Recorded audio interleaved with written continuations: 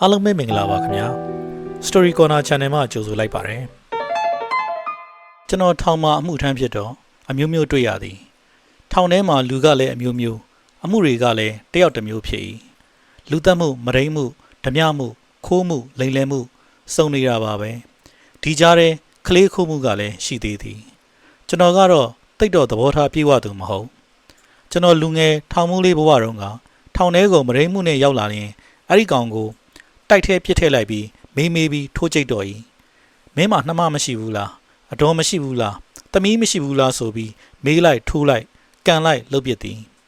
ဒီအကျင့်ကထောင်မှုလေးဘဝမှာတောက်လျှောက်ရှိသည်ကြောက်ပါပြီလို့မောမချင်းဘဲညာတီးပစ်သည်လက်တွေနာတော့တပည့်တွေကိုတွားစမ်းဒုတ်ကောင်းကောင်းရှာခဲ့စမ်းဒီကောင်နောက်ကိုဒီလိုမလုပ်နိုင်အောင်စုံမရမယ်ဆိုပြီးဒုတ်ရှာခိုင်းပြီးတီးပစ်လိုက်သည်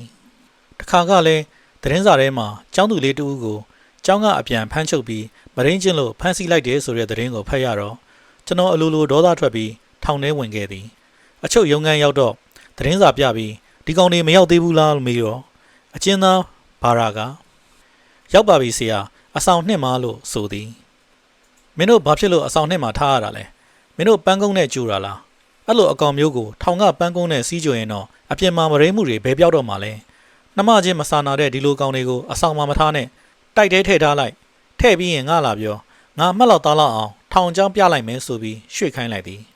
သူတို့တိုက်ထဲရောက်ပြီဆိုတာနဲ့သွားကြည့်လိုက်တော့လူငယ်လေး၃ယောက်ဖြစ်သည်မေးမြန်းပြီးတယောက်ပြီးတယောက်ပုံစံပြလိုက်သည်နောက်ဒီလိုမထိန်ကျင်အောင်မလားမင်းတို့နှမကိုတခြားသူကခုလိုမထိန်ကျင်ရင်မင်းတို့ဘလို့နေမလဲနှမချင်းမစာနာတဲ့အကောင်တွေခွေးတရိတ်ဆန်နေဆိုပြီးတော်တော်လေးနှက်ခဲလိုက်သည်အဲ့ဒါကျွန်တော်ထောင်မှုလေးဘဝကမဟုတ်တာလုပ်တာမြင်ရင်တွေ့ရင်အတလွတ်ဝင်လုပ်တဲ့အချင်းအဲ့ဒီအကျင့်ကိုနောက်တော့အတော်ဖြောက်ယူရသည်ထောင်ပိုင်ဖြစ်လာတော့စိတ်ကိုအတော်လျှော့ထားရသည်အင်းစိန်ထောင်မှာတော့ကအကျဉ်းသားတစ်ယောက်ရောက်လာသည်ငယ်ငယ်ရှိသေးတာ18 19နှစ်အရွယ်ဖြူဖြူနွဲ့နွဲ့ကလေးဖြစ်သည်အဲ့လိုအကျဉ်းသားတွေဆိုအထဲကဘာရာတန်းစီတွေကအမဲတွေ့ပြီးဆိုပြီးသူ့ထက်ငါလူကြသည်အမှန်မှာတော့ဒီလိုလူငယ်လေးတွေထောင်ထဲရောက်လာရင်လူကြီးအကျဉ်းသားတွေနဲ့ခွဲထားရသည်လူ2000ကျော်ဆက်နဲ့အင်းစိန်ထောင်ဟာ1000လောက်ရှိနေ၏ဒီကလေးအကျဉ်းသားတွေကိုခွဲထားဖို့ဆိုတာနေရာမရှိဘူးအဲ့ဒီကလေးအကျဉ်းသားကိုတန်းစီဘာရာအကျဉ်းသားကတန်ကြုံနဲ့ထောက်ပြီးမတရားအနိုင်ကျင့်သည်အဲ့ဒီကလေးကလည်းမတိုင်ရဲဘူးကျွန်တော်ထောင်ထဲလှည့်ပက်ကြည့်တော့အဲ့ဒီလူငယ်အကျဉ်းသားကိုတွေ့သည်မျက်နှာလည်းမကောင်းမျက်ရည်တွေလည်းစို့နေ၏ကျွန်တော်ကမင်းဘာဖြစ်တာလဲမျက်နှာလည်းမကောင်းဘူးမျက်ရည်တွေလည်းကျလို့ပါလားမင်းအဖေကိုအောင်းမေးလို့လားမင်းမေကိုအောင်းမေးလို့လားလို့မေးတော့ဘာမှပြန်မပြောဒါနဲ့ကျွန်တော်မတင်ငါဖြစ်ပြီးဒီအကျဉ်းသားလေးကိုမင်းကြီးရုံငန်းထဲခေါ်ခဲ့သည်ရုံငန်းထဲရောက်တော့မင်းဘာဖြစ်လို့ငုံနေတာလဲမင်းအဖေကိုအောင်းမေးလို့လားအမေကိုအောင်းမေးလို့လားဟိုထပ်မေးပြန်တော့ဘာမှမပြောဘူးဒါနဲ့ကျွန်တော်ကဒါမှမဟုတ်ရင်ထောင်ထဲမှာမင်းနှိပ်စက်ခံရလို့လားလို့မေးတော့မှသူ့ကိုအချုပ်တန်းစီကတန်ကြုံနဲ့ထောက်ပြီးယောက်ျားချင်းမရင်းချင်းလို့ဟုပြောသည်ကျွန်တော်လည်းဒေါသထောင်ကနေထွက်သွားသည်ထောင်မှုကြီးကိုအဲ့ဒီဘာရာကိုသွားခေါ်စမ်းဆိုပြီးလွှတ်လိုက်သည်ဘာရာရောက်လာပြီးကျွန်တော်ကစစ်ဆေးတော့သူကမဟုတ်ပါဘူးလို့ညင်းနေတာနဲ့ခြေချင်းခတ်ပြီးတိုက်ထဲထည့်ထားလိုက်သည်ဘာရာတိုက်ထဲရောက်သွားတော့ကျွန်တော်လည်းကြိမ်လုံးကြီးကြီးကောင်းကောင်းရှာပြီးလိုက်သွားလိုက်သည်တိုက်ထဲရောက်တော့အဲ့ဒီကောင်ကိုထုတ်ပြီးတိုင်မှာလက်နှစ်ဖက်ကိုချီပြီးပါသွားတဲ့ကြိမ်လုံးနဲ့တင်မားကိုရိုက်တာဘယ်နှချက်တောင်ရိုက်မိတယ်လဲမသိမမှတ်မိတော့ဒေါသမပြေမချင်းရိုက်မိသည်အဲ့ဒီအကျဉ်းသားဖင်ကချေးတွေသေးတွေထွက်ကုန်တော့မှပဲရက်လိုက်မိတော့သည်ကျွန်တော်ကတော့အကျဉ်းသားတွေအပေါ်မှာအမုန်းခံပြီးပြောစရာရှိရင်အခုလိုရိုက်နှက်စရာရှိရင်ဘယ်တော့မှတပည့်တွေကိုမခိုင်းဘူးကိုတိုင်လုပ်သည်ကိုတိုင်အမုန်းခံပြီးစူဤဆဲဤပြောဤအမှန်မှာတော့ထောင်ပိုင်ဆိုတာဒီလိုကိုတိုင်မလုပ်ကြပါဘူးအောက်ကထောင်မှုတွေကိုခိုင်းမလားတပည့်အကျဉ်းသားတွေကိုခိုင်းမလားရပါတယ်ဒါပေမဲ့ကျွန်တော်ကမခိုင်းပါဘူးကိုတိုင်ပြောလိုက်ရမှလှုပ်လိုက်ရမှချိန်နဲ့တဲ့သူဖြစ်သည်ထောင်ပိုင်ဆိုတာမျက်စပြည့်ပြလိုက်ရုံနဲ့မေးထုတ်လိုက်ရုံနဲ့အကျဉ်းသားတွေလမ်းလျှောက်เสียမလို့ပဲတိုက်ထဲရောက်သွားရတတ်သည်ကျွန်တော်ထောင်မှုပေါက်စပသိမ်ထောင်မှာတော့ကထောင်ပိုင်ကြီးကကလားကပြားကြီးထောင်မောင်းကြီးတနေ့ဘုန်းကြီးတစ်ပါးထောင်ကျလာသည်ထောင်ပိုင်ကြီးကလူတစ်ကြည့်ရင်အဲ့ဒီဘုန်းကြီးအလှည့်ရောက်လာသည်အဲ့ဒီမှာထောင်ပိုင်ကြီးကဘုန်းကြီးဘာဖြစ်လာတာလဲဆိုတော့ဘုန်းကြီးကဖျို့ဖျဲဖြစ်နေတဲ့သင်္ကန်းကိုပြန်ယုံပြီးတကားကြီးအမှုကဒီလိုပါလို့ပြောမယ်လဲလို့ကောထောင်ပိုင်ကြီးကသူ့ကိုအခုလိုတကားကြီးလို့ခေါ်ရမလားဆိုပြီးထောင်ကနေဒေါသထွက်သွားတယ်ထင်ပါဘာရာတန်းစီကအကျဉ်းသားကိုဟေ့ရွှေမိုးငါ့ကိုတကားကြီးရဲကွာလို့ပြောလိုက်၏အဲ့ဒီမှာဖုန်းကြီးကို ဘာရာအကျဉ်းသား၄-၅ယောက်ကတရွတ်တိုက်ဆွဲခေါ်သွားပြီးထောင်ပုံစံလှလှကြီးပြလိုက်၏ကျွန်တော်ထောင်မှုပေါက်စပသိမ်ရောက်တော့အကျဉ်းသားတွေကထောင်မှုထောင်ပိုင်တွေကိုသခင်ကြီးသခင်လေးလို့ခေါ်တော့ဖျားလို့ထူးရတော့ထောင်ပိုင်ဆိုတာဘာမှလုပ်เสียမလိုပါဘူးအောက်မေးကလေးလှုပ်လိုက်ရင်ကို့လက်ညှိုးညွှန်ရာဖြစ်သည်ကျွန်တော်ကတော့ထောင်ပိုင်ပါမဝသေးလို့လာတော့မသိဘူးကိုယ်တိုင်ပြောရမှကိုယ်တိုင်ရိုက်ရမှထိုးရမှကြိတ်ရမှကျင်တဲ့သူဆိုတော့လူစိုးအကျဉ်းသားတွေမုန်းကြတာပေါ့မုန်းရင်မုန်းပါစေကောင်းကောင်းနေတဲ့အကျဉ်းသားတွေကိုတော့လူစိုးအကျဉ်းသားတွေမတရားစော်ကားတဲ့ဘေးအနိုင်ကျင့်နှိပ်စက်တဲ့ဘေးကကာကွယ်ပေးရမှာကထောင်ပိုင်နဲ့ထောင်အမှုတန်းတွေရဲ့အဓိကတာဝန်မဟုတ်ပါလား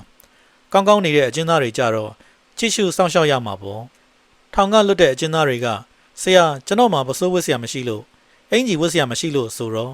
မိမမသိအောင်ပေးရ၏လမ်းစေးမလောက်လို့ငွေကလေးရှိရင်30လောက်ပေးပါဆရာလို့ဆိုတော့လဲတနာလို့ပေးရသည်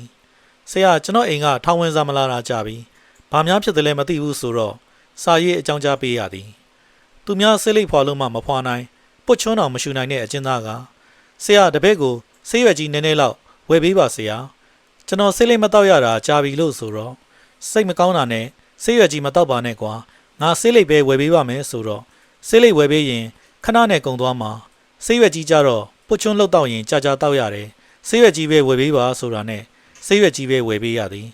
ဆေးလိပ်မှတောက်ချင်တဲ့တပည့်ကြတော့ဆေးလိပ်ပေါ့ဗျာသူတို့လူတဲ့အကူအညီတွေလဲကိုတက်နိုင်တဲ့ဘက်ကကူညီရတာပေါ့ကုသိုလ်ရတာပေါ့ဗျာ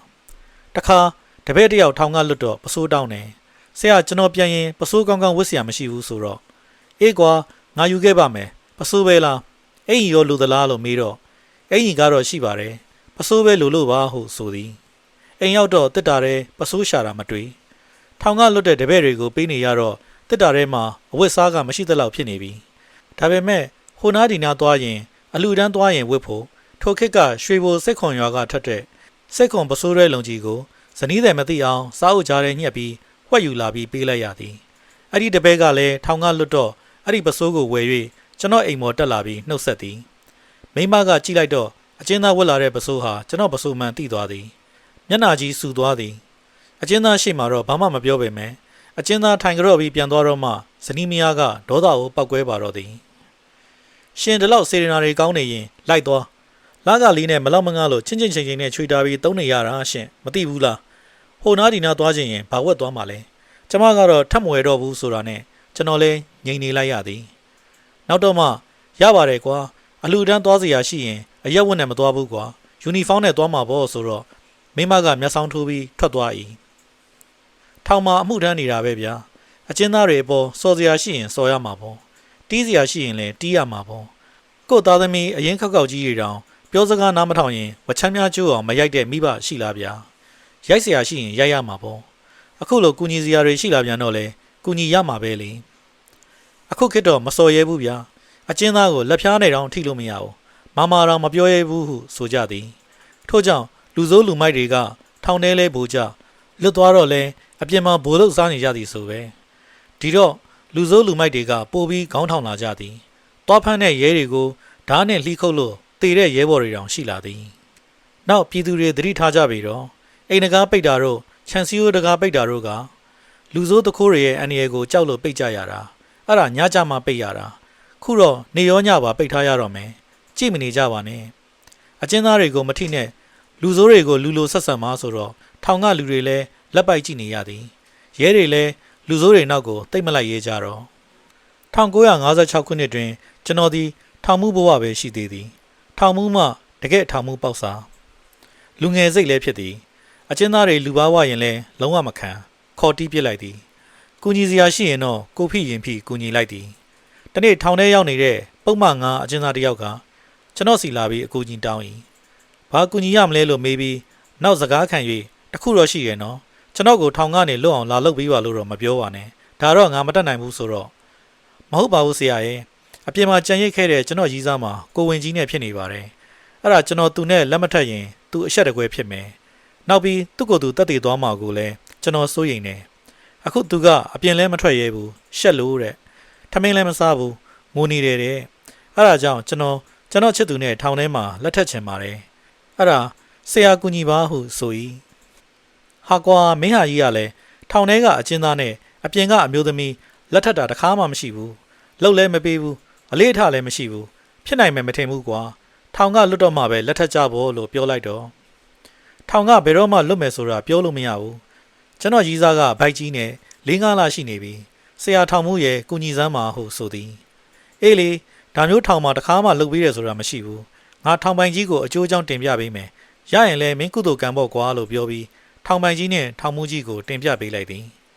ထောင်ပိုင်ကြီးနဲ့ထောင်မှုကြီးကလည်းထောင်မှာတော့ဒါမျိုးတခါမှလုပ်ပေးတာမရှိဘူးကျွန်တော်တို့သဘောနဲ့လည်းလုပ်မပေးရဘူးအကျဉ်းဌာနမင်းကြီးထံတင်ပြလို့ခွင့်ပြုရင်တော့ရမှာပေါ့လို့ဆိုသည်အဲ့ဒါနဲ့အကျဉ်းဌာနမင်းကြီးထံတင်ပြဖို့စီစဉ်နေတော့မှပဲဟင်္ဒရခရိုင်ဝန်ခရိုင်ရဲဝန်တို့လူကြီးတွေထောင်ကိုရောက်လာကြသည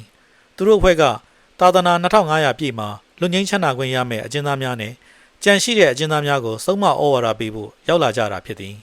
အဲ့ဒီမှာရင်ပုံမှန်ကအကျဉ်းသားကခရိုင်ဝန်ကိုအကျိုးအကြောင်းတင်ပြလျှောက်ထားတော့ခရိုင်ဝန်နဲ့အဖွဲ့ကစိတ်မကောင်းဖြစ်ပြီးထောင်ပိုင်ကြီးနဲ့ထောင်မှုကြီးတို့ကိုခွင့်ပြုဖို့အမိန့်ပေးခဲ့သည်အဲ့ဒီအမိန့်လည်းရရောအမျိုးသမီးနဲ့သူ့မိဘတွေချက်ချင်းရောက်လာကြပြီးမင်္ဂလာပွဲလေးကိုထောင်ထဲမှာစီစဉ်ပေးလိုက်ရသည်အဲ့ဒီထောင်ထဲကလက်ထက်မင်္ဂလာသတင်းကို29 ရက် 5 လ 56 ရက်နေ့ထုတ်ဟန်သာဝတီသတင်းစာမှာအကျယ်တဝင့်ဖော်ပြထားတာကိုတင်ပြပေးလိုက်ပါသည်ထောင်ထဲ၌ချစ်သူနူလက်ထက်ပွဲပဲကြီးလော်သုံးပိတ်တာနှင့်အခန့်ပွဲကျင်းပခြင်းအမှတ်9ထံမှကစုံလဆန်း73ရက်နေ့လယ်12နာရီအချိန်ကဟင်္ဒရာမြို့အကျဉ်းထောင်ထဲတွင်ထူးဆန်းသောလက်ထက်ပွဲတစ်ခုကြားရကြောင်းလက်ထက်သူယောက်ျားကလေးမှာဟင်္ဒရာခရိုင်ဇလွန်မြို့နေဖဆပလဥက္ကဋ္ဌဟောင်းနှင့်တကြီးဟောင်းဦးမြသိန်းဒေါ်ဆန်းရီတို့၏သားအသက်22နှစ်ခန့်ရှိမောင်မြတိုးဆိုသူဖြစ်ပြီးမိန်းကလေးမာမိုတမျိုးရဲနေဥပကွန်ဒေါ်ချင်းမတို့၏သမီးအသက်18နှစ်ခန့်ရှိမတန်းလာဆိုသူတို့ဖြစ်သည်မောင်မြတိုးနှင့်မတန်းလာတို့မှာလွန်ခဲ့သော2နှစ်ခန့်ကစတင်၍ချစ်ကြိုက်နေခဲ့ကြစဉ်မောင်မြတိုးမှာလွန်ခဲ့သော1955ခုဒီဇင်ဘာလ15ရက်နေ့ကပုံမှန်5ဖြင့်ဟင်္ဒရာထောင်တွင်အချုပ်ခံနေရလေသည်မောင်မြတိုးသည်ထောင်ထဲသို့မရောက်မီကပင်ချစ်သူမတန်းလာနှင့်ချစ်သူတို့ဘဝကျူးကျူးလွန်လွန်ချစ်မိခဲ့ကြသဖြင့်ထိုရက်တွင်မယူပါကမဖြစ်နိုင်သောအခြေအနေသို့ရောက်ရှိနေသည်ဟုဆိုသည်ထောင်တွင်သို့ရောက်နေသောမောင်မြတိုးသည်၎င်း၏ချစ်သူအခြေအနေကိုတဆင့်စကားဖြင့်ကြားရသောအခါယောက်ျားပီပီသစ္စာရှိစွာလက်ထပ်မည်ဟုဆုံးဖြတ်ထားတော်လဲအချုပ်မှမြည်သည့်နေ့ရက်တွင်လွတ်မြောက်မည်ကိုမသိသောကြောင့်မဖြစ်လျင်ဖြစ်သည့်နည်းဖြင့်လက်ထပ်မည်ဟုစိတ်ပိုင်းဖြတ်ထားပြီးသက်ဆိုင်ရာလူကြီးများထံအကျိုးအကြောင်းကိုပြောကာလက်ထပ်ခွင့်တောင်းသည်ဆို၏မတန်းလာကိုလက်ထပ်ယူရန်စိတ်ပိုင်းဖြတ်ထားသည့်နောက်၌မေလ20ရက်နေ့ကဟင်္ဒရာခရိုင်ဝန်ဝနကျော်ထင်ဦးကန်တာခရိုင်ရဲဝန်ဦးကျော်ခရိုင်ဆရာဝန်ကြီးနှင့်ထောင်ပိုင်ကြီးထောင်မှုကြီးနှင့်ထောင်ကြီးချက်ရေးမှုလူကြီးများသည်သာသနာ2500ပြည့်နှစ်တွင်အကျဉ်းတော်အတွင်းမှလွတ်မြေသူများနှင့်တကွာအခြားအကျဉ်းသားများကိုပါစုံမဩဝါဒပေးရန်ရောက်ရှိလာစဉ်မောင်မြတိုးကခရိုင်ဝန်ထံခွင့်တောင်းသည်ဆိုသည်မောင်မြတိုး၏ခွင့်တောင်းချက်အရာထောင်မှုကြီးနှင့်အရာရှိများသည်မောင်မြတိုးအတွက်လက်ထပ်ပေးရန်စီစဉ်ပြီးနောက်ထိုနေ့ကဇလွန်မြို့တွင်ရှိသောမိန်းကလေးအားတွားရောက်ခေါ်ယူပြီးထောင်တွင်းမှာပင်ဟင်္ဒရာမြို့မှရာဇဝတ်တရားသူကြီးဦးမောင်မောင်ဘရှိတွင်လက်ထပ်ကြသည်ဆို၏လက်ထပ်ပြီးသည့်နောက်တွင်မတန်းလာသည်ခွဲခါ၍ထားခဲ့ရမည်၎င်း၏ချစ်သူမောင်အားလွမ်းဆွဟန်ဖြင့်ငိုကြွေးနေသည့်အပြင်မောင်မြတိုးကလည်းခွဲခွာလိုက်ရမည်ဖြစ်သော၎င်း၏ချစ်သူမယ်ကိုလွမ်းဆွေးနေဟန်ဖြင့်အချိပြုံးဖြင့်သာကြံခဲ့ရသည်မောင်မြတိုးသည်မတန်းလာအားအများနည်းတူ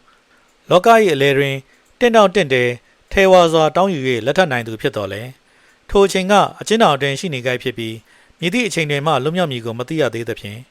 ်ဤမျှလောက်ဖြင့်သာလက်ထပ်လိုက်ရခြင်းဖြစ်သည့်အခမ်းအနားကိုမကျေနပ်နိုင်ပဲရှိစဉ်အခြားသောထောင်တွင်အကျဉ်းချခံရသူများ၏တောင်းဆိုချက်အရာပဲကြီးလော်သုံးပိတ်တာနှင့်လက်ဖက်ချောက်တထုပ်ဝဲကထောင်တွင်လက်ထပ်အခမ်းအနား၌ဧကန်ကျင်းဝဲလိုက်ရသည်ဟုဆိုကြောင်း29 ရက် 5 လ 56ဟန်တာဝရီအခုလိုထောင်ထဲမှာအကျဉ်းသားကိုမင်္ဂလာဆောင်စီတာကတော့အတော်ရှားသည်ဒီတစ်ခုပဲရှိခဲ့တယ်လို့ထင်သည်1956ခုနှစ်ကဆိုတော့ဖဆပလအစိုးရလက်ထက်ပါလီမန်ဒီမိုကရေစီခေတ်ကဆိုပါတော့အဲ့ဒီနောက်ပိုင်းတော့ဒီလိုမင်္ဂလာလက်ထပ်ပေးတာလုံးဝမရှိခဲ့ပြီဒါပေမဲ့လူမှုရေးအရာလင်ကွာမယားကွာကိစ္စတွေကတော့အတော်များများရှိသည်တပ်တွေအနေနဲ့တောင်လက်မှတ်ရေးထိုးပေးခဲ့ရသေးသည်ကျွန်တော်မန္တလေးထောင်မှာရှိတုန်းကပေါ့တနေ့ရှေ့နေတယောက်နဲ့အမျိုးသမီးတယောက်ကျွန်တော်ကိုလာတွေ့သည်ထောင်ပိုင်ကြီးအထက်ကအကျဉ်းသားနဲ့လင်မယားပြက်ဆဲကွာရှင်းကြောင်းလက်မှတ်ထိုးခြင်းလို့ပါဟုဆိုသည်ကျွန်တော်ကသူနဲ့ပြောဆိုပြီးကြပြီလားမေးတော့ဟုတ်ကဲ့ပြောပြီးပါပြီဟုပြောသည်ကျွန်တော်ကအမျိုးသမီးကိုကြည့်လိုက်တော့အသက်30ဝန်းကျင်မိန်းမချောတယောက်သူ့မျက်နှာကတော့မကောင်းရှာမျက်ရည်စလေးတွေကိုပါလာတဲ့လက်ကင်ပွားနဲ့မကြာခဏတုပ်နေတာတွေ့ရသည် ဒါနဲ့ကျွန်တော်လည်းအထဲကအကျဉ်းသားကိုခေါ်ပေးလိုက်၏အကျဉ်းသားရောက်လာတော့ကျွန်တော်ကအကျဉ်းသားကိုကလထိုင်မှာပဲထိုင်ခိုင်းလိုက်သည်ပြီးတော့သူတို့နဲ့တွေ့ပေးလိုက်သည်ရှေ့နေကညီလေးမင်းတို့တယောက်နဲ့တယောက်စိတ်သဘောထားချင်းမတိုက်ဆိုင်ကြဘူးဒါကြောင့်နှစ်ဦးသဘောတူကွာရှင်းကြမယ်ဆိုလို့ငါကွာရှင်းစာချုပ်လုပ်လာခဲ့တယ်မင်းမိမကိုလည်းခေါ်လာတယ်ညီလေးကစာချုပ်မှာလက်မှတ်ထိုးပေးဖို့ပဲလို့ပြောသည်အကျဉ်းသားကတော့ဘာတစ်ခွန်းမှမပြောပေပါလာတဲ့သူ့မိမကိုလည်းမကြည့်ရှေ့နေကိုကျွန်တော်ဘယ်နေရာမှာလက်မှတ်ထိုးပေးရမလဲဟုမေးသည်ရှေ့နေပြပေးတဲ့နေရာမှာလက်မှတ်ထိုးပေးလိုက်သည်ကွာရှင်းပြတ်ဆဲတဲ့စာချုပ်ကိုတောင်ဖတ်မကြည့်တော့ပါလာတာကစာချုပ်နှစ်ခုစလုံးမှာလက်မှတ်ထိုးပေးလိုက်သည်အကျဉ်းသားလက်မှတ်ထိုးပြီးတော့ရှေ့နေကထောင်ပိုင်ကြီးအနေနဲ့အတိတ်သက်သေသဘောမျိုးလက်မှတ်ထိုးပေးပါဆို၍ကျွန်တော်လက်မှတ်ထိုးပေးလိုက်ရသည်ပြီးတော့အကျဉ်းသားကထပြန်မယ်လို့၏ရှေ့နေကစာချုပ်တစ်ခုကိုသူ့ကိုပေးခြင်းတယ်လို့ခွင့်တောင်းတော့ကျွန်တော်ကရပါတယ်ပေးလိုက်ပါလို့ပြောလိုက်ရသည်ရှေ့နေကစာချုပ်တစ်ခုကိုလှမ်းပြီးတော့အကျဉ်းသားကကျွန်တော်မလိုပါဘူးဟုဆိုသည်ရှေ့နေကမဟုတ်ဘူးတယောက်တစ်စောင်ယူရမှာလေဆိုတော့အကျဉ်းသားကခမ ्या တို့လူတာကကွာရှင်းစာချုပ်ပေါ်မှာကျွန်တော်လက်မှတ်ထိုးပေးဖို့ပဲမဟုတ်လားဒါရရင်ပြီးတာပဲမဟုတ်လားခမ ्या တို့ပဲယူသွားကြကျွန်တော်မလိုဘူးဟုပြောပြီးအကျဉ်းသားကပြန်မယ်လို့သည်ကျွန်တော်ကမင်းမပြန်တဲ့ခဏနေလုံးလို့ပြောပြီးတားလိုက်တော့အကျဉ်းသားပြန်ထိုင်နေသည်ရှေ့နေနဲ့အမျိုးသမီးကိုတော့ပြန်လို့ရပါပြီလို့ပြောလိုက်တော့သူတို့ပြန်သွားကြသည်သူတို့မရှိတော့မှကျွန်တော်ကအကျဉ်းသားကိုဘလို့ဖြစ်ကြတာလဲလို့မေးကြည့်ရသည်မင်းကဘာအမှုနဲ့ထောင်ကျနေတာလဲဆိုတော့ကျွန်တော်ကကုံသွေးကြီးကပါစကွဲအိတ်30ဘူးရော့လို့အဘကသုံးတဲ့ထောင်10နှစ်ကြပါတယ်ဟုဆိုသည်စိတ်မကောင်းဘူးကွာမင်းမျိုးသမီးကြည့်ရတာလဲရိုးရိုးအေးအေးလေးမင်းတို့ပေါင်းလာတာကြာပြီလားဆိုတော့10နှစ်လောက်ရှိပါပြီဟုပြောသည်သားသမီးရောရှိလားလို့ထပ်မေးတော့2ယောက်ရှိပါတယ်နေတာကမန္တလေးမြောက်ပြင်မှာလို့ဆိုသည်ကျွန်တော်တို့အိမ်အောင်ကြတော့မိမအိမ်မှာနေတယ်ကျွန်တော်မိမကကျောင်းဆရာမပါမိမကတော့မကွာခြင်းဘူးသူ့မိဘတွေကအတင်းကွာခိုင်းလို့အခုလိုဖြစ်ရတာပါဟုဆိုသည်စာချုပ်ဆိုတာကတော့စာရွက်ပေါ်မှာရေးတာပါမင်းထောင်ကလို့လို့နှစ်ဦးသဘောတူပြန်ပေါင်းကြမယ်ဆိုရင်စာချုပ်ဟာဘာမှအသုံးဝင်တော့ဘူးစက်ကူစုပ်ဖြစ်သွားပြီကွာမင်းရောက်ခမတွေကဘာရည်ရွယ်ချက်ရှိလို့အခုလိုကွာခိုင်းတာလဲလို့ဆိုတော့မသိပါဘူးဆရာကြီးရဲ့ကျွန်တော်ကြားတာကတော့သူ့သမီးကိုနောက်ထပ်အိမ်အောင်ချပေးမယ်လို့ကြားတာပဲကျွန်တော်ကလည်းထောင်10နှစ်ကြီးများအောင်ကြားတာဆိုတော့စီစဉ်ကြတယ်ထင်ပါတယ်လို့ပြောသည်စိတ်မကောင်းပါဘူးငါတပည့်ရဲ့မိမကိုကြည့်ရတာလဲရိုးရိုးသားသားလေးပါကွာကျင်တယ်လို့တော့ငါမထင်ဘူးမိဘစကားမပယ်ရဲဘူးထင်တယ်လို့ပြောလိုက်တော့ဟုတ်ပါတယ်ဟုပြောသည်အေးပေါ့ကွာဒီလိုဖြစ်ရတာလဲတူးနဲ့တူးရေစက်ကုံလို့သာသဘောထားလိုက်တော့နောက်ပြီးလင်မယားဆိုတာကတူးနဲ့တူးသွေးမတော်သားမဆက်ကြတဲ့သစိမ့်တွေကွာ